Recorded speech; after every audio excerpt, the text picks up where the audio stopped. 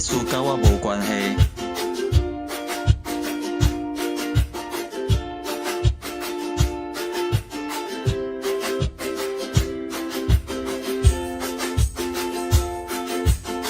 一个田桥啊，伫伊的粮仓内底刻了鸟鼠叶仔。鸟鼠发现啊，去甲家母讲，家母看了后，就对鸟鼠叶讲：这甲我啥物关系？我真同情你。家母讲完就走啊，鸟鼠搁去找规枝，规枝淡淡的讲：这是你的代志，你家己说哩。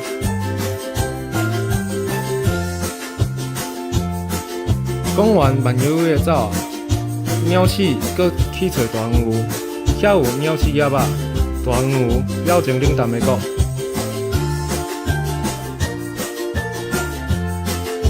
你捌看过鸟鼠叶仔会当压死一只牛哦？祝你好运。讲完嘛骄傲的走啊。后来鸟鼠叶仔捡到一尾蛇。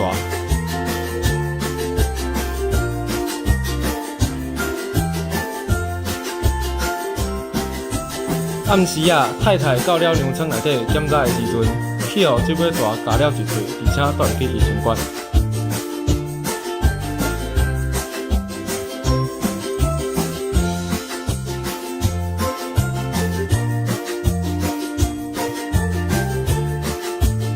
田桥啊，为着互太太补身体，甲家母抬啊。太太出院了后，亲情拢来甲看。田桥啊，甲规枝抬啊，招待人客。为着互太太看病，欠了足侪钱，田桥啊只好甲大牛卖啊，卖互开牛的人。一个人无论伫咧社会中、企业内底，还是伫团队当中，拢袂当抱着事不关己、高高在上的心态。爱知影有感情，维护别人、维护团队，就是维护家己。成就别人，才会当成就家己。事不关己的代志，大家拢是冷淡。啊，毋过你永远嘛无把握人生的发展就是安怎？一切拢伫神的手中。主耶稣捌讲过，爱你的厝边，亲像家己。伫咧无助的时阵，才会当得到别人的帮助，是一种幸福。当别人无助的时阵，有能力去帮助因，是一种祝福。当你顾着神甲人的需要，神嘛爱人，剩的代志你毋免去管讨，只需要好好尽力奉献就好。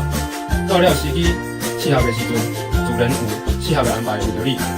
若望福音13章36节，若是恁之间彼此相亲相爱，世人因此就会当认出你是阮的师仔。